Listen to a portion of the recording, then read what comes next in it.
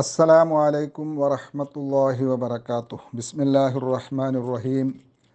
അൽഹംദുലില്ലാഹി റബ്ബിൽ ആലമീൻ. അല്ലാഹുമ്മ സ്വല്ലി വസല്ലിം വബാരിക് അലാ റസൂലിക സയ്യിദിനാ മുഹമ്മദിൻ വഅലാ ആലി സയ്യിദിനാ മുഹമ്മദ്. മാഷാ അല്ലാഹ്, നമ്മുടെ സ്ത്രീകളുടെ ഹജ്ജ് ഗ്രൂപ്പിൽ വന്ന നല്ലൊരു ചോദ്യം. എന്താ ചോദ്യം?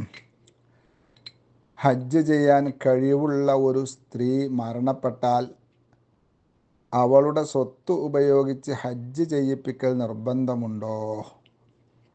അതുപോലെ ഹജ്ജ് ചെയ്യിപ്പിക്കുകയാണോ വേണ്ടത്, അതല്ല അടുത്തൊക്കെയുള്ള സ്ത്രീകൾക്കൊക്കെ കൊടുക്കാനുള്ള കടങ്ങൾ വീട്ടുകയാണോ വേണ്ടത്?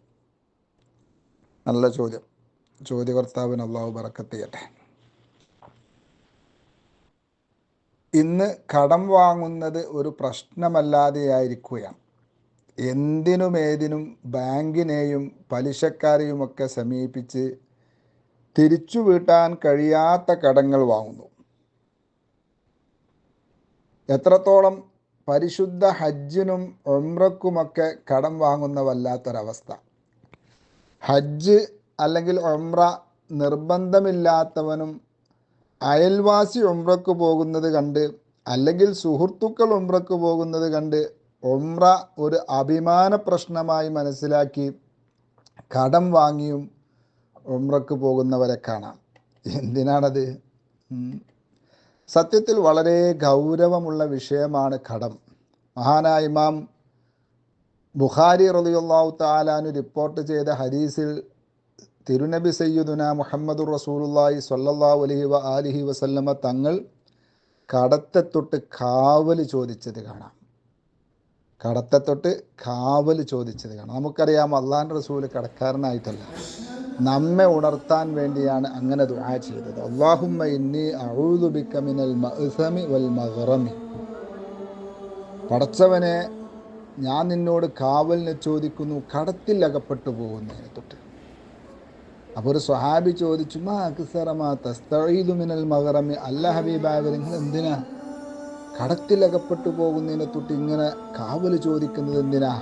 അതിന് പറഞ്ഞ മറുപടി നമ്മെ വല്ലാതെ ചിന്തിപ്പിക്കുന്ന നമ്മുടെ അനുഭവം കൂടിയാണ്. എന്താ പറഞ്ഞത്? ഇന്നർ റജുല ഇദാ ഗരിമ. ഒരാൾ കടക്കാരനായി മറ്റൊരാൾക്ക് പണം കൊടുക്കാനുണ്ടായാൽ ഹദ്ദസ ഫകദബ. അദ്ദേഹം സംസാരിച്ചാൽ കളവേ പറയുള്ളൂ.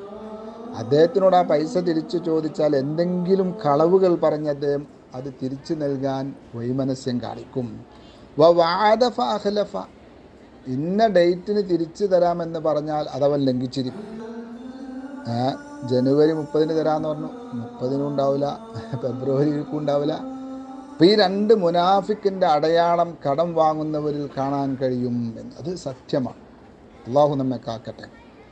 ഇമാം നസായി റളിയല്ലാഹു അൻഹു റിപ്പോർട്ട് ചെയ്തൊരു ഹദീസിൽ കാണാം, ഹബീബ് സല്ലല്ലാഹു അലൈഹി വആലിഹി വസല്ലമ തങ്ങൾ പറയുന്നത്, ലൗ അന്ന റജുലൻ ഖുതില ഫീ സബീലില്ലാഹി സുമ്മ ഉഹിയ. ഒരാളെ അല്ലാഹുവിൻ്റെ മാർഗത്തിൽ യുദ്ധം ചെയ്തു, അദ്ദേഹം ഷഹീദായി, എന്നിട്ട്